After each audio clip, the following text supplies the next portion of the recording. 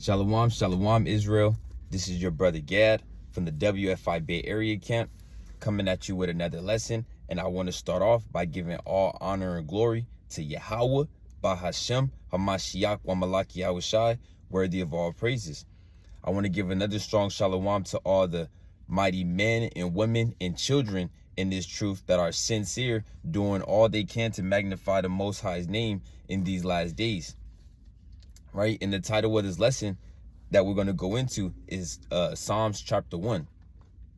Right, we're going to go into the Psalms chapter 1 breakdown. Lord willing, I can get a series going where we can do Psalms chapter 2, Psalms chapter 3, and so on and so forth. But for now, we're going to go into the Psalms chapter 1 breakdown, right? And going into the Psalms chapter 1, right, we want to know who wrote Psalms, right? Now, David wrote the Psalms, right? Now, Psalms could mean a plethora of different things. It could be a song. It can be a melody. It's poetry, right? There's a lot of prayers in there. There's a lot of different things in Psalms, right? And Psalms is the biggest book of the Bible, right? Psalms has 150 chapters, right? Psalms has 150 chapters. And David wrote the Psalms, right? David wrote the Psalms, right? So I just want to start it off by going into a little bit of history about King David. Now, King David, he was born around 1000 BC, right? Some scholars would say between 1040 or 1000 BC, right? If you didn't know, that's 1000 BC, about around 1,000 years before Hamashiach Yahushai comes on the scene, right? And David was from the tribe of Judah, right? Let's get that real quick, right? Let's go to 1 Chronicles.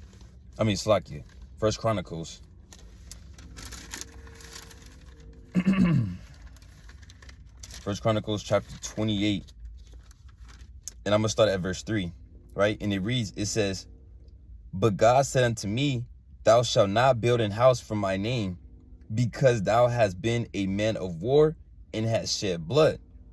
Howbeit, the Lord God of Israel chose me before all the house of my father to be king over Israel forever. For he hath chosen Judah to be the ruler, and of the house of Judah, the house of my father, and among the sons of my father, he liked me to make me king over all Israel." Right? So David was from the tribe of Judah, right? He was king over Israel around that time in history. Right? He was also the youngest of the sons of Jesse. Right? I believe Jesse had about 8 sons. And David was the youngest. Right? David was the youngest. Right? King David, he reigned also for 40 years. Right, King David reigned over Israel for let me get this precept real quick. All right, let's get this precept real quick. All right, let's go to 2 Samuel. He reigned altogether 40 years. I'll say that. Right, let's get 2 Samuel real quick. Right, because going into the Psalms, we have to know who wrote Psalms, who was this man, and so on and so forth. Right. 2 Samuel chapter 5, and I'm gonna start at verse 3. So it reads, "So all the elders of Israel came to the king in Hebron, and King David made a league with them in Hebron before Yahweh, and they anointed David king over Israel. David was 30 years old when he began to reign, and he reigned 40 years in Hebron." You see that? Right? Reading on, it says he reigned over Judah 7 years and 6 months. And in Jerusalem, he reigned 33 years over all Israel. So altogether, King David reigned for about 40 years, right? And there's a lot of different things about King David, right? Because King David was also a man of war, right? King David had many attributes, right? He was a man of war. He was a man after the Most High's own heart, right? He can dance. he can play songs, right? So let's get this precept real quick. Let's get 1 Samuel chapter 13. And let's go to verse 13. I'm going to start at 13. It says, and Samuel said to Saul, thou hast done foolishly. Thou hast not kept the commandment of Yahweh thy God, which he commanded thee. For now would Yahweh have established thy kingdom upon Israel forever. But now thy kingdom shall not continue. Yahweh hath sought him a man after his own heart, and Yahweh hath commanded him to be captain over his people, because thou hast not kept that which the Lord hath commanded thee. Right? So this is when the kingdom was getting taken away from Saul.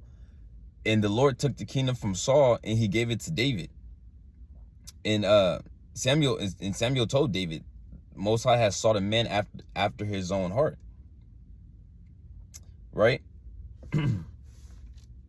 He sought a man after his own heart. Now, this is in 1 Samuel chapter 13. Now, when you go to David wasn't anointed king.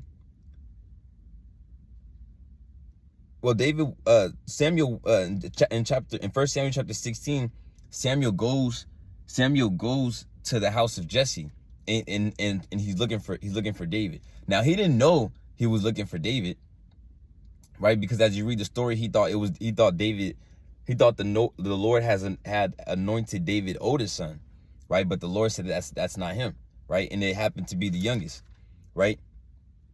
Now, I also want to get this precept too. This is 1 Samuel chapter 16, right? 1 Samuel chapter 16 and verse 18.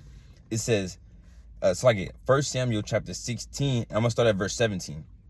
It says, and Saul said unto his servants, right? This is when an evil spirit had troubled Saul, right?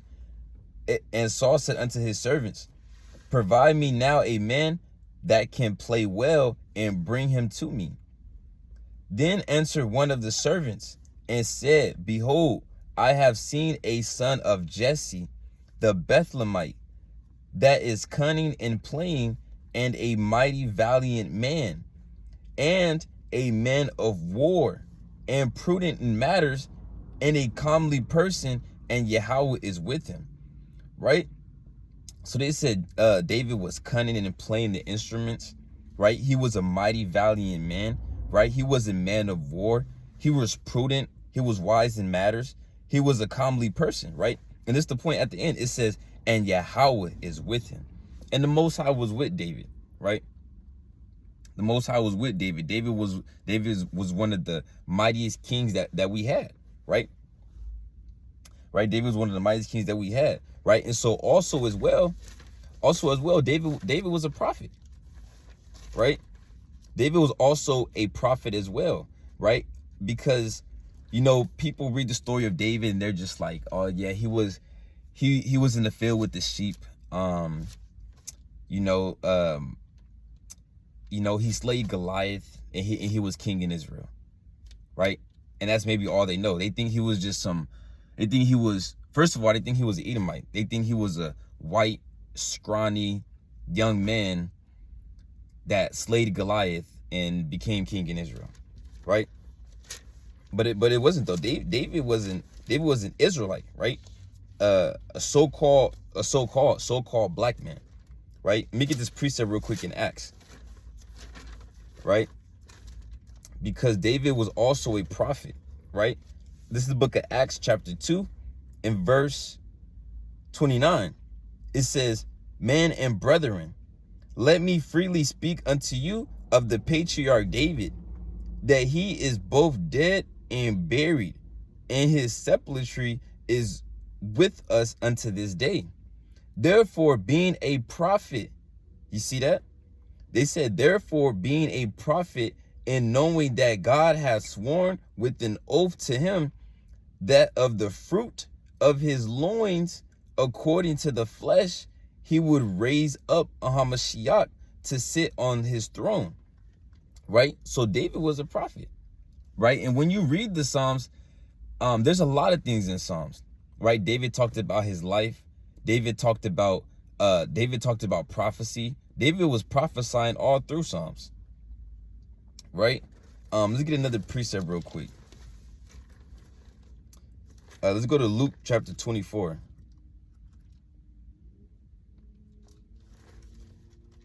This is the book of Luke chapter 24 and verse 44, and it reads, "And he said unto them," right? This is what Yahushua said to the apostles before he was beamed up, right? Luke 24 and 44. It says, "And he said unto them, These are the words which I spake unto you while I was yet with you, that all things must be fulfilled, which were written in the law of Moses and in the prophets and in the Psalms concerning me." Right? Because when you read Psalms, David prophesied a lot of things about Yahushua. David prophesied how he'll be crucified. David prophesied how they would pierce his hands and his feet, how they would rip his garments and cast lots, right? You know how he will be betrayed, right? David prophesied a lot of things about Yahushua, right? So David was also a prophet, right? David was a prophet, right?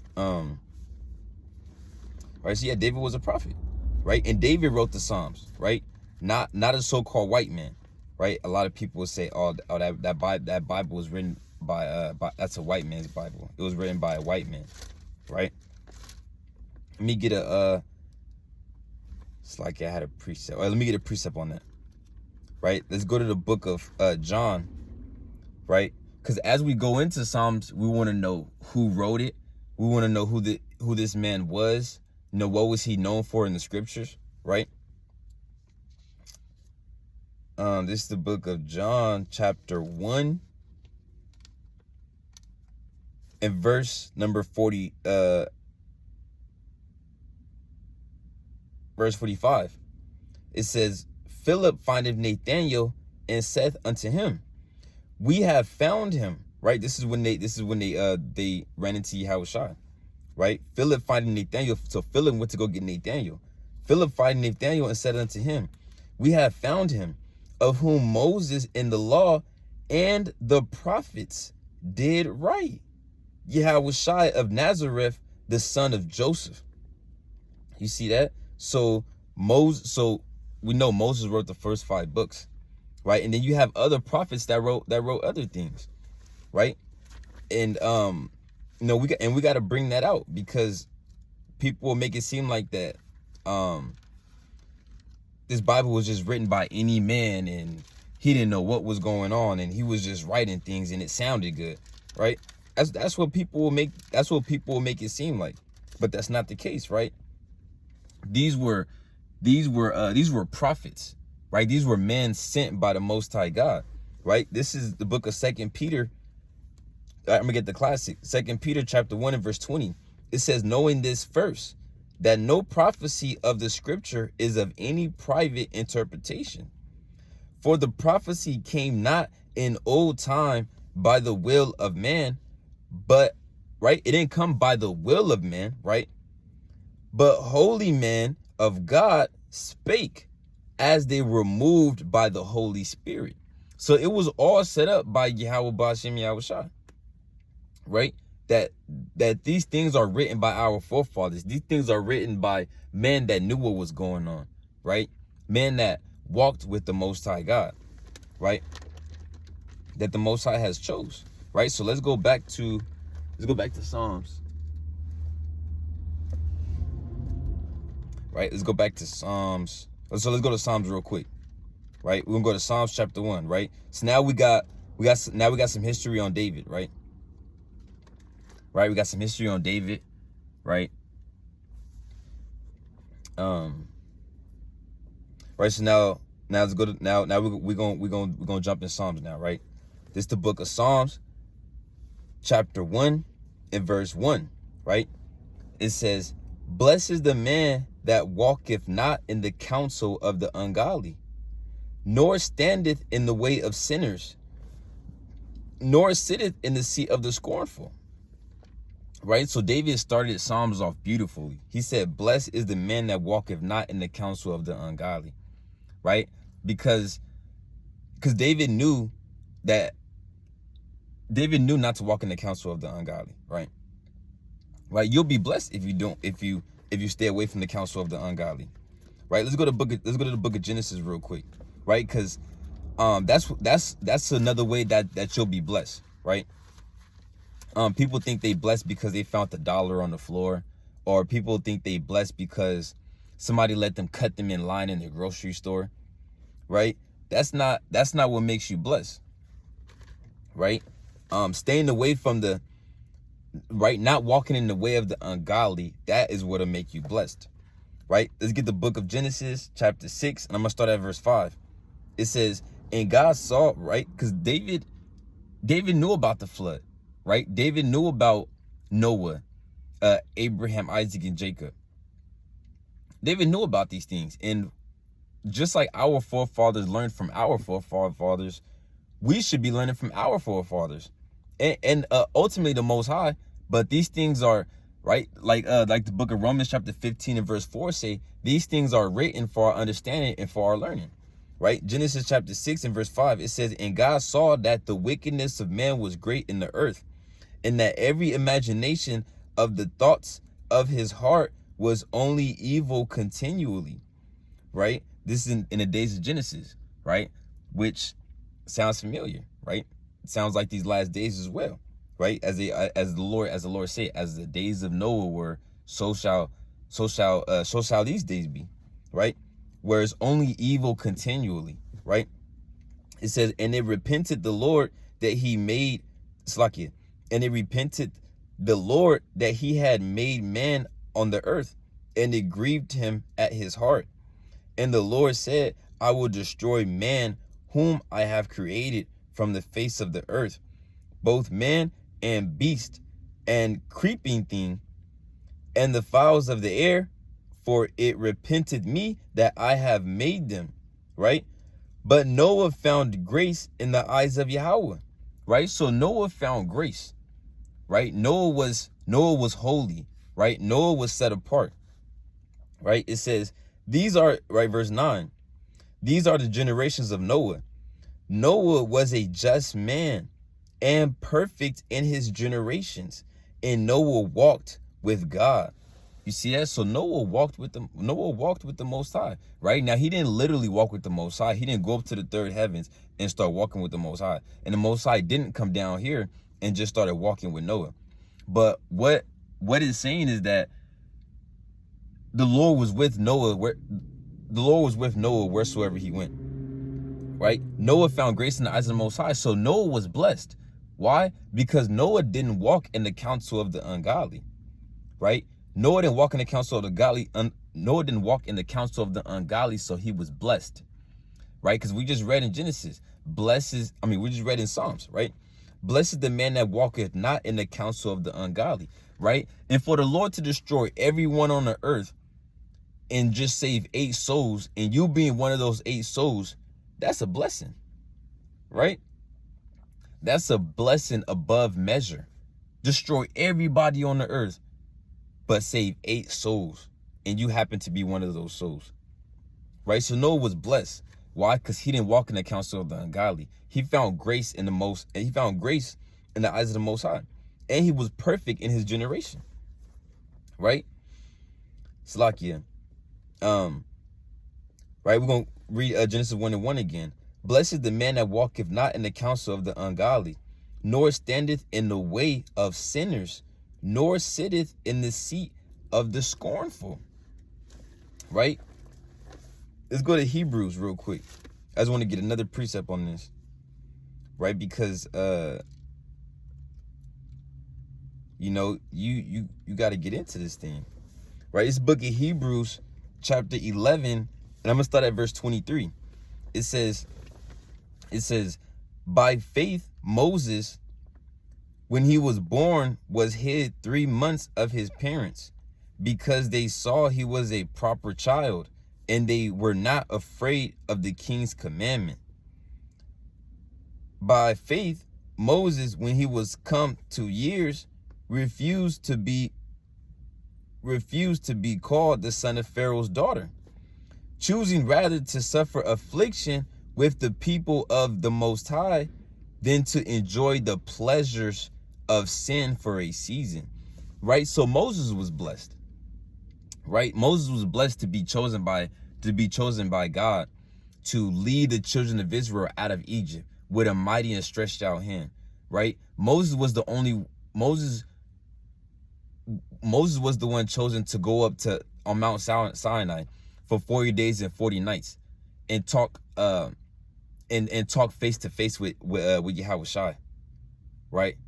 And to see Yahushua's backside. When Yahushua said when he was in his glorious form, pretty much, no man can see me and live, but stand upon this rock, and when I pass by, you can see my backside. So the Lord was up. So Moses was up there with the Lord, right?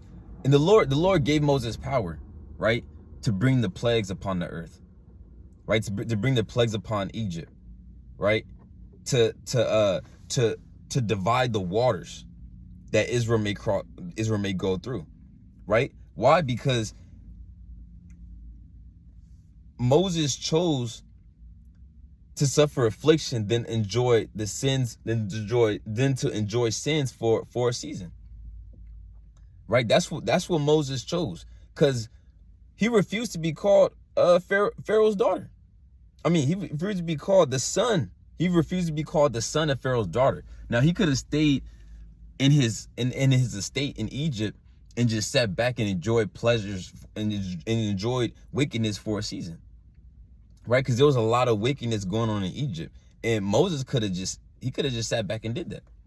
But no, he separated himself. He said, I'm gonna be with the people of God, and I'm gonna suffer with them, than to enjoy sin for just a season. Right? So Moses was blessed.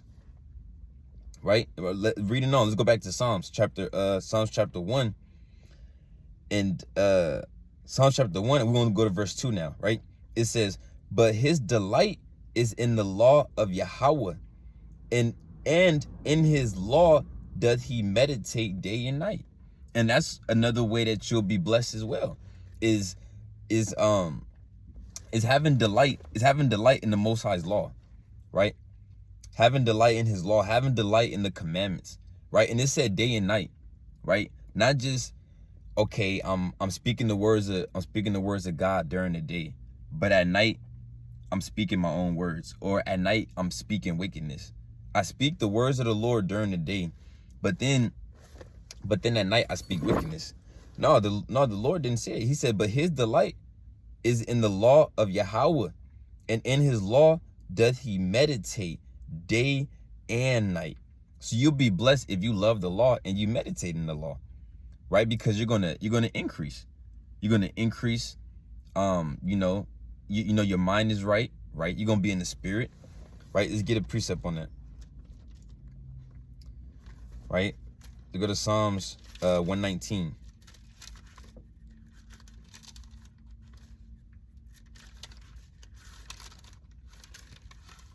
Right? Let's go to Psalms 119 and we're gonna start at 164, right? Psalms 119 and 164. It says, 7 times a day do I praise thee because of thy righteous judgments. Right? That's the point. Great peace have they which love thy law, and nothing shall offend them. You see that?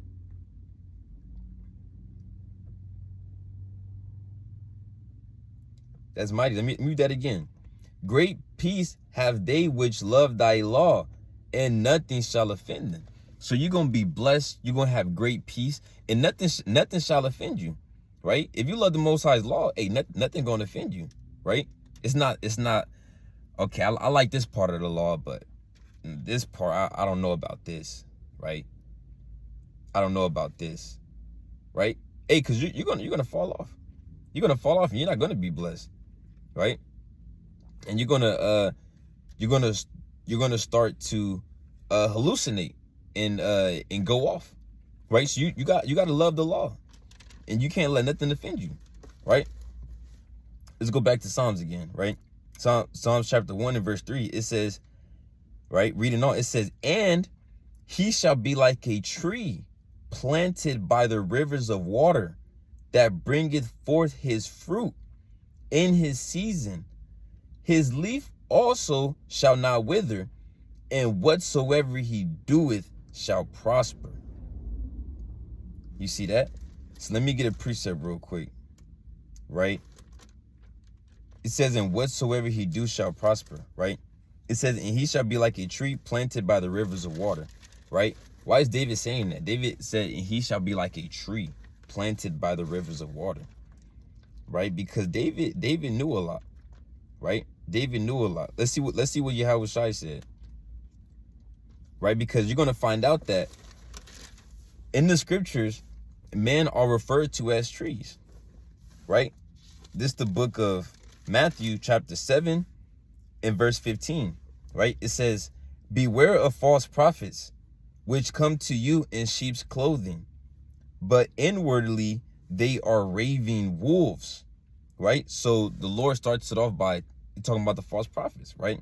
But then look what he goes to say on after that, right? He said, you shall know them by their fruits. Now this is the Lord. This is the King of Kings and the Lord of Lords. He said, you shall know them by their fruits.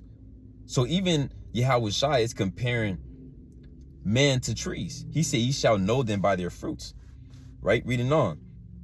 Do men gather grapes or thorns, or figs or thistles? Even so, every good tree bringeth forth good fruit, but a corrupt tree bringeth forth evil fruit, right? A good tree cannot bring forth evil fruit, neither can a corrupt tree bring forth good fruit, right? Meaning that, and so meaning he said, you shall know them by their fruits, meaning you shall know them by their works, right? You shall know them by their works, because your works is how you bring forth fruit, right? It says, I'm gonna read 18 again. It's like, I'm gonna read 17. It says, even so, every good tree bringeth forth good fruit. So if you have good works, that's your good fruit, right? But a corrupt tree bringeth forth evil fruit. So if you do evil and wickedness, you're going to have evil fruit, right? Remember, this is a spiritual book. You got to put on your spiritual eyes, right? Let's get another precept, right? Let's go to the book of Mark, right? Let's go to the book of Mark, because all throughout the scriptures, men are referred to as trees.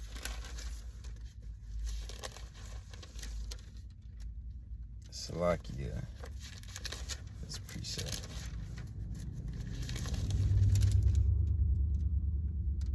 All right, this is the book of Mark, chapter 8, and verse 22.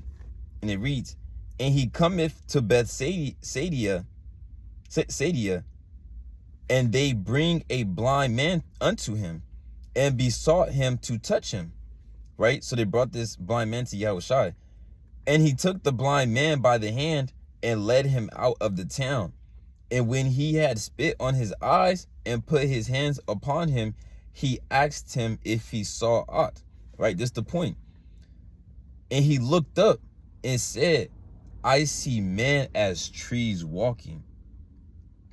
You see that? He said, I see men as trees walking, right? Right? This is spiritual, right? And then when Yahushua did it again, you know, he saw that it was men. But he said, I see men as trees walking, right? Because all throughout the scriptures, men are referred to as trees, right? Going back to the fruit, even now, like this is real. Even now, when you may see brothers, you may see sisters, or even these pastors, you shall know them by their fruit. You'll know if this is a corrupt tree. If they're not keeping the law, and they're doing wickedness, this is a corrupt tree, right? It says he shall be like a tree planted by the rivers of water, right? Because if you're in the law and you're soaking up all this water, you're going to grow, right? This is the living waters, and you have to drink of the living waters, right? You have to drink of the living waters, so you can grow, right? Because if you don't, then you'll be you'll be drinking tainted water, right? Let me go to Proverbs real quick. Right? Let me go to Proverbs real quick.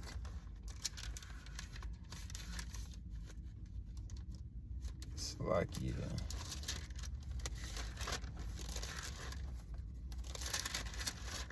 Right? It's the book of Proverbs chapter 5 and verse 15. It says, drink waters out of thine own cistern and running waters out of thine own well. Right? Because if you drink these living waters, you're going to grow. Right? You're going to grow and you're going to flourish. Right? Because meaning you got to drink the water, you got to drink this water. You can't drink the water of Moab. You can't drink Esau's water. Right? And I'm not talking about the crystal geyser in the store. I'm talking about the spiritual water, right? Because you're not going to grow. It's just the water is dirty. The water is dirty and it's going to kill you, right? That's why it's called living waters. You have to drink the living waters, right? Solomon said, drink waters out of thine own cistern, which are these are our waters. If you follow Esau's ideologies and his lifestyle, that's his water. You're drinking of his water, right? Let's get another precept. Let's go to the book of Psalms, chapter 92. All right, Psalms 92 and verse 12. It says, the righteous shall flourish like the palm tree. He shall grow like a cedar in Lebanon. You see that?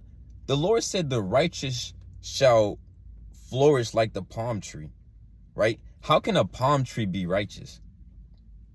Right? That's because it's not talking about what you thinking it's talking about, right? The righteous shall flourish like the palm tree.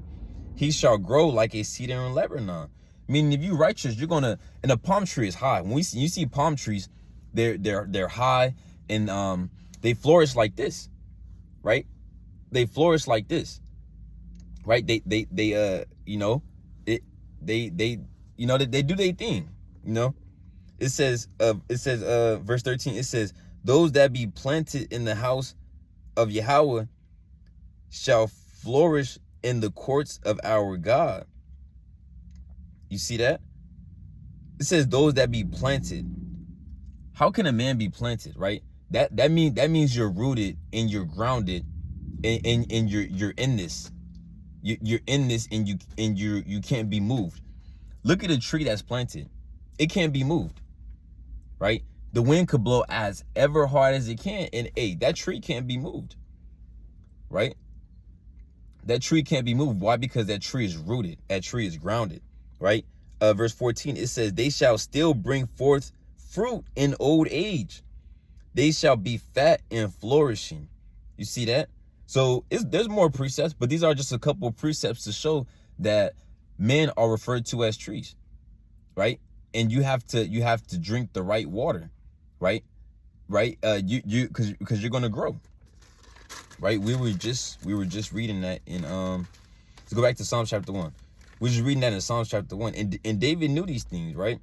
Our forefathers knew way more things than we do, right? Our forefathers is on a whole nother level. Right, let me read that again. Verse 3, it says, and he shall be like a tree planted by the rivers of water, that bringeth forth his fruit in his season. His leaf also shall not wither. You see that? Meaning that he's going to have those good leaves. He's going to have those green leaves, right? Not the orange, right? If you got orange leaves, you gotta drink some more of this living water, right? You got to grow thereby, or you're going to wither away. Right? It says, his leaf also shall not wither, and whatsoever he doeth shall prosper. Right? You see that? So the Lord also said, whatsoever you do shall prosper. Right? Think about, right, because this is David, right? Because David knew these things. Now, before David committed the sin against Bathsheba, David was, even when we look at Joshua, when they were going into battle, they were unstoppable. They were winning every battle. But it's the moment when that man took that Babylonian garment that they kind of lost the battle for a minute, right? Because when the Most High is with you, can no one be against you, right? Now even when David, right? David was getting chased down by Saul, all these things. But before he committed the sin against Bathsheba, David prospered in whatever he did. He's taking down the nations. He's damn near exterminating the Edomites, right? David was going crazy, right? Reading on, verse 4, it says, the ungodly are not so, but are like the chaff which the wind driveth away, right? So the ungodly is not so. The ungodly is not going to grow. It's not going to flourish like the palm tree, right? It's not going to have green leaves, right? It's going to be like stubble, right? It says, the ungodly are not so, but are like the chaff which the wind driveth away, right? And chaff is those things where they kind of stick out the ground, and with the wind blows it, it takes it out the ground and just casts it away. The wind just takes it away, right? Almost like tumbleweed in a way, right? Almost like tumbleweed when you might see it just dry areas, right? You're gonna be dry, right? The wicked they're gonna eventually be dry. Their grass is not gonna be green. Their leaves aren't gonna be green. It's gonna be dry, and it's like the tumbleweed that you see. You see the tumbleweed, and it's just the wind is just taking it away. The wind is just getting it out of here, right? Right. Reading on, it says, therefore, the ungodly shall not stand in the judgment, nor sinners in the congregation of the righteous, right? And that's right. Let me get a precept real quick. Let's go to the book of Job, right? Let's go to the book of Job, chapter 4 and verse 7. It reads, remember, I pray thee, whoever perished being innocent, and where were the righteous cut off? Even as I have seen, that's the point, even as I have seen, they that plow iniquity and sow wickedness reap the same, right? So if you work iniquity and you sow wickedness, that's what you're gonna reap, right? That's literally what you're gonna reap, right? Look at the precept real quick. This book of Job, chapter 8 and verse 22. It says, they that hate thee shall be clothed with shame, and the dwelling place of the wicked shall come to naught. Right? You see that? Right? And that goes into verse 4 and verse 5. Right? Psalms 1 and 4. The ungodly are not so, but are like the chaff which the wind driveth away. You see that? Meaning you're gonna come to naught. You're gonna be gone, right? You're not gonna be rooted. You're not gonna have strong roots, right? You're not gonna have a strong tree trunk, spiritually speaking, right? You're not gonna grow, like you're not gonna rise, right? You're not gonna flourish. You're just gonna be, it's almost like a bush, you might become a bush, then you might become like, it just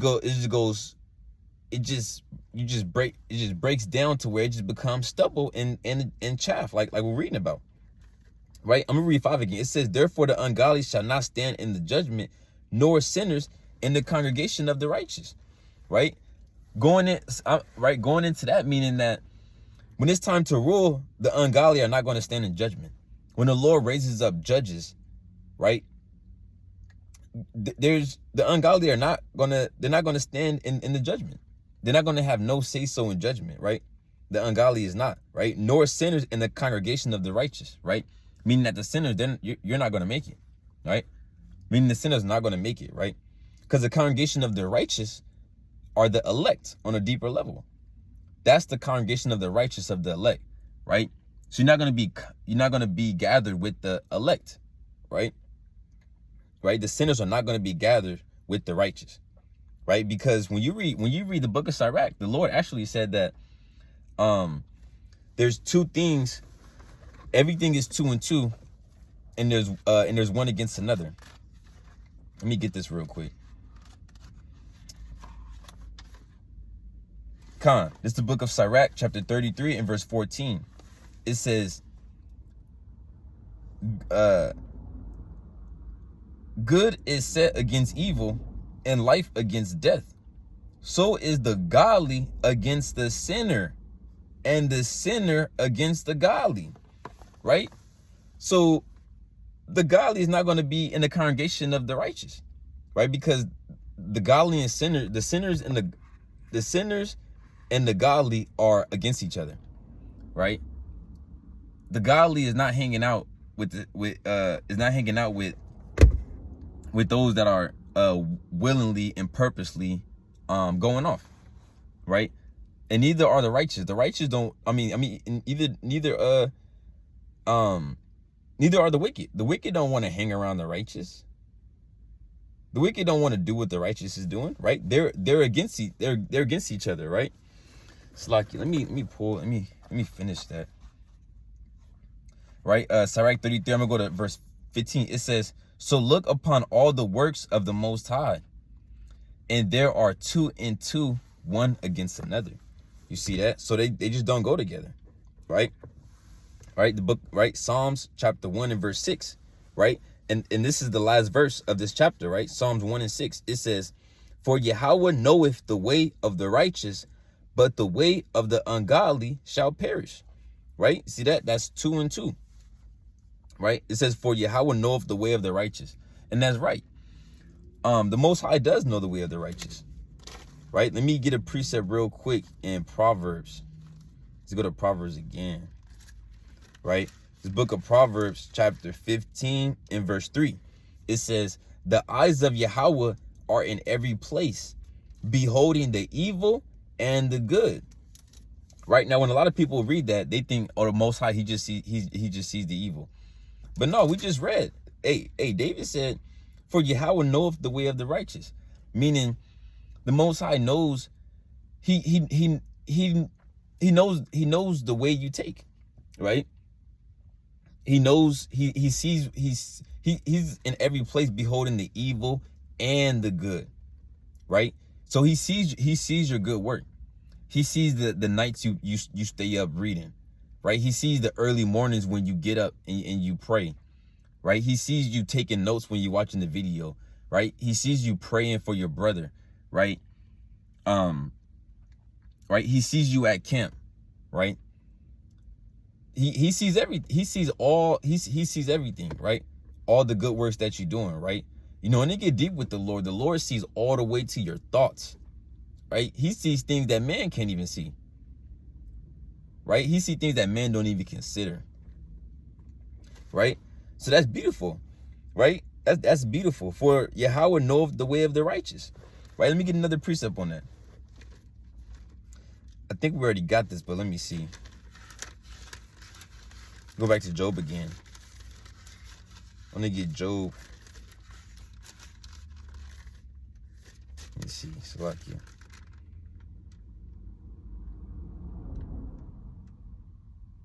Slovakia. Let's go to Job 23.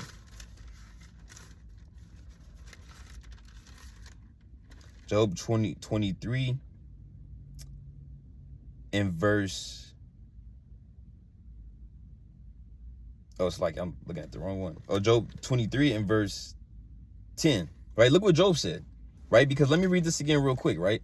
Psalms 1 and 6. It says, for Yahweh knoweth the way of the righteous, but the way of the ungodly shall perish. Right? Look what Job said. Job 23 and 10.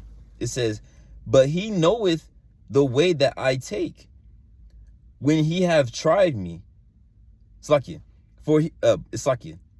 But he knoweth the way that I take. When he have tried me, I shall come forth as gold. You see that? That's what Job said. Job said, the Most High knows the way that he takes. He said, when he have tried me, I shall come forth as gold. You see that? So the Lord knoweth, Yahweh knoweth the way of the righteous, right? But the way of the ungodly shall perish, right? Let's get that real quick. right? We're gonna go back to Job again. Job 4, yeah, we're gonna get Job 4 and 8 again, but we're gonna read 9 as well, right? This book of Job, chapter 4 and verse 8, it says, even as I have seen, they that plow iniquity and sow wickedness reap the same, right? That's the point. By the blast of God they perish, and by the breath of his nostrils are they consumed. Right? We just read that. The Lord said, but the way of the ungodly shall perish. Right? Let's read Job 4 and 9 again. But the blast of God, it says, by the blast of God they perish, and by the breath of his nostrils are they consumed. Right? So the ungodly, they're not going to make it. Right? They're going to be destroyed. Right? And that it says and by the blast. Right? That blast could be the ICBM missiles. That blast could be the nukes, the thermonuclear missiles. Right? That's what that can be on another level. Right? So the ungodly is going to perish. Right? And that's a beautiful chapter right there in Psalms, right? Right? That's a beautiful chapter right there in Psalms, right? And if brothers were thinking about any other precepts, brothers could put it right there in the comment section. Put it right there in the comment section. Lord willing, there'll be a Psalms chapter 2 breakdown. If brothers want to get in this thing, hey, brothers, contact me. I could be wrong, but me myself, I haven't seen, I haven't seen a Psalm series in Israel. So, the Lord put it upon my spirit. The Lord put it upon my spirit, to, get a Psalm series going. Lord willing, we could keep going. Brothers can contact me, and we could do the Psalm series together. We can get in there in Psalms chapter 2, break down that whole chapter. Get in there in Psalms chapter 3, so on and so forth. Right? There's a lot of short chapters in Psalms, but there's a lot of long ones as well. Brothers contact me, and we get in this thing. But with that, I'm gonna close up. Salakia. Let me get one more precept, Salakia. I can't close up just yet. Right? This is the book of Matthew, chapter 24 and verse 44. Salakia, let me get this book of Matthew, chapter 24 and verse 42. It says, watch therefore, for ye know not what hour your Lord doth come. Right? So we want to be blessed, right? We want to be blessed. We want to flourish. We don't want to be like the chaff. We don't want to get driven away. We don't want the Lord to take the Holy Spirit from us, and we don't want to perish. So the Lord said, watch therefore, for ye know not what hour your Lord doth come, right? Verse 43, it says, but know this, that if the good man of the house had known in what watch the thief would come, he would have watched and would not have suffered his house to be broken up. Right? That's the point. Right? So we have to watch. You see what's going on around the world, right? Everybody's gearing up for World War III, right? You got you got North Korea linking up with Russia. Russia's about to send some of the North Korean troops to Ukraine. Right? So everybody is getting involved, and everybody is setting all the pieces together to go at each other, to go to war. Right? You see what's going on. Hey, you see, the election is coming up. The election coming up quick. All hell is breaking loose. Right? It's literally so much going on. Right? Verse 44. Therefore, with everything going on, with the Lord telling you to keep watch, with the Lord telling you that if you keep you being a good man, if you're watching over the house, if you're watching everything, you're not gonna suffer nothing to be broken up. Right? You're gonna be ready. Right? You're gonna be at the door. You're gonna have the windows boarded up, whatever the case may be. You're gonna be ready. Right? You're not gonna be sitting there watching TV and doing God knows what, when the thief is literally in your driveway coming up to the door and you don't even know, right? Or in your backyard coming in through the back, and he ready, right? The thief is ready. The thief is coming. The thief is ready, right? A thief don't get caught off guard. The thief knows what he's about to do, right? It says, verse 44, it says, therefore be ye also ready, for in such an hour as ye think not, the Son of Man cometh, right? So in the hour when you think, okay, seems like things in the Middle East are calming down. Okay, you know, whoever wins the election, okay, well, you know, things are still going on like they are. I thought things were gonna get bad. You know, because you know, Israel sometimes will look, you know, they'll see things getting bad, everybody get ready, but when things calm down, they kind of like, you know, they kind of sit back, like take a deep breath. They're like, man, that was a close one. And then they go back to their folly. They go back to their folly and just wait till things stir up again, right? I'm gonna read it one more time. Therefore be ye also ready, for in such an hour as ye think not, the Son of Man cometh. And with that, I'm gonna close up, giving all honor and glory to Yahweh, Bahashem HaMashiach, Malak Yahweh Shai. Lord willing, this video was edifying. Shalom.